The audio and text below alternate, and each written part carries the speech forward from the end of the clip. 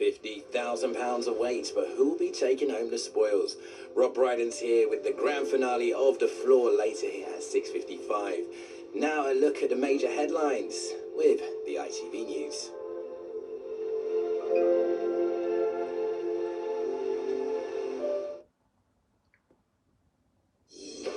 The US and Israel bombard Iran's oil facilities. Multiple strikes on Tehran cause huge explosions, with fires spreading to nearby homes and businesses. Meanwhile, the war of words is resolved for now as Keir Starmer and Donald Trump hold an urgent call to discuss security in the region. Also tonight. Is the government facing another backbench rebellion, this time over trial by jury reforms? And it's Archer. This is dangerous. Oh, Brown can't connect, but Wayne can! A Port Vale fairy tale. The League One strugglers knock Sunderland out of the FA Cup.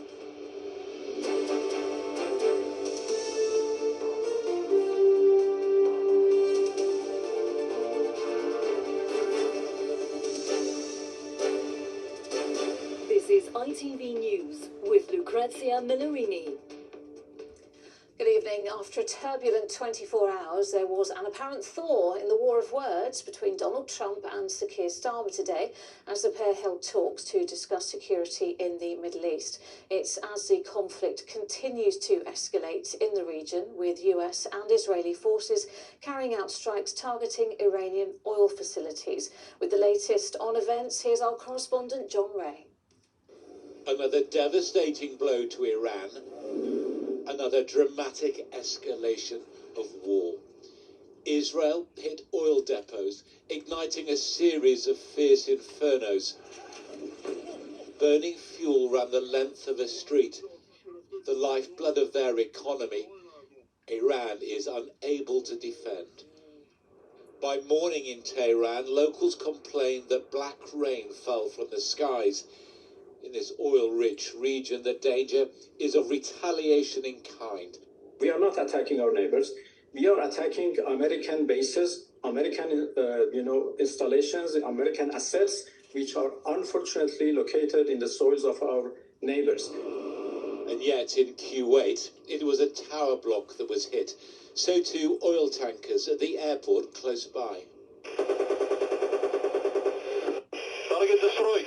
While over the waters of the Gulf, wave after wave of Iranian Shahed drones was shot down.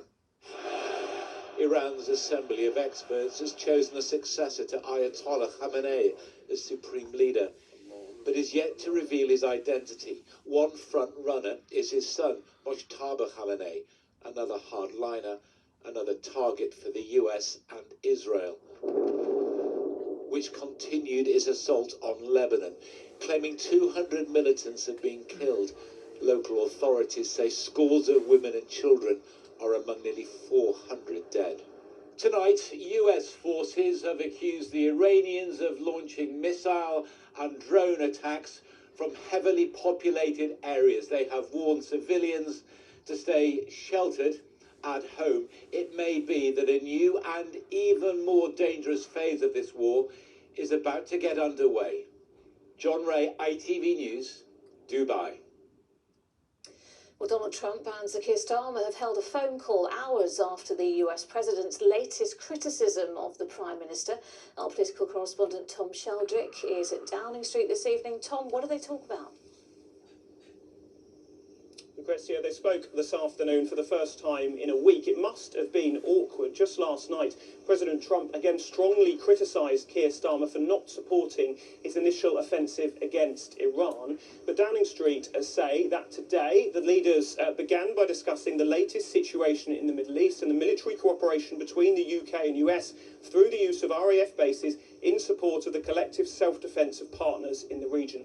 The Prime Minister also shared his heartfelt condolences with President Trump and the American people following the deaths of 6 US soldiers.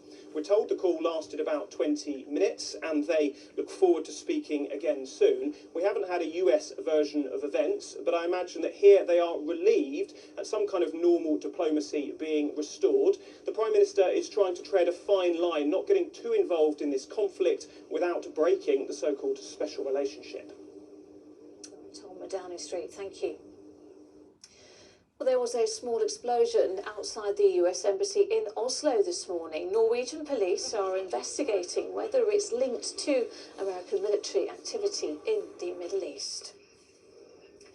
Back here, there's a new rebellion brewing on the government's backbenches, this time over proposed revisions to jury trials. The plans are intended to reduce the Crown Court backlog, but some argue it will simply overwhelm magistrates' courts instead. It's thought as many as 65 Labour MPs will not back the changes. Aisha Zahid reports.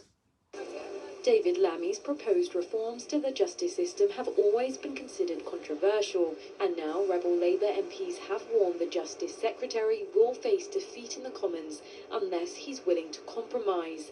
The biggest concern is around jury trials being abolished for cases that are likely to have a sentence of less than 3 years. It's not half of the bill that we dislike, it's a tiny percentage, but it's the percentage which is going to have the most destructive effect.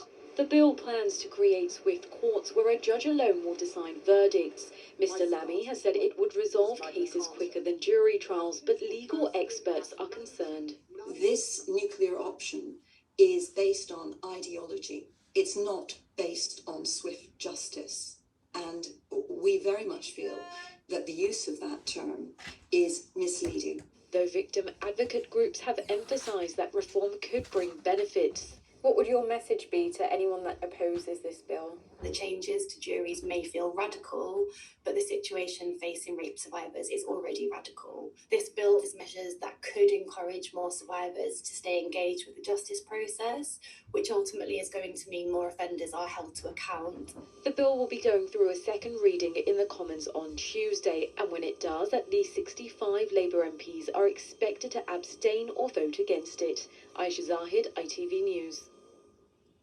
Sport now, and joining Liverpool, Man City and Arsenal in the last 8 of the FA Cup will be Port Vale. The League One strugglers beat Premier League Sunderland. Chris Scudder watched an FA Cup fairy tale come to life. It might be a cliche, but the magic of the cup is still alive. A pitch more ploughed field than Premier League, and a team like Port Vale stranded at the bottom of League One, battling for their lives against the stars from the big top. Sunderland might have been 57 places above Vale, but they were not used to this and were all over the place. Goodness me! What was that? What were they thinking? Vale sensed blood and deservedly got it. But Wayne can! When it comes to superheroes, there's John Wayne and Bruce Wayne. Add to that, Vale's Ben Wayne. A moment for dads and lads to remember for years to come. It just wasn't Sunderland's day. Their fans knew it, while Vale's just prayed for the final whistle. Wayne's world never felt so good. Port Vale are through to the FA Cup quarter-finals for the first time in 72 years. Chris Scudder, ITV News. And that is all for now. I'm back with the latest at 10. Until then, enjoy your evening. Bye-bye.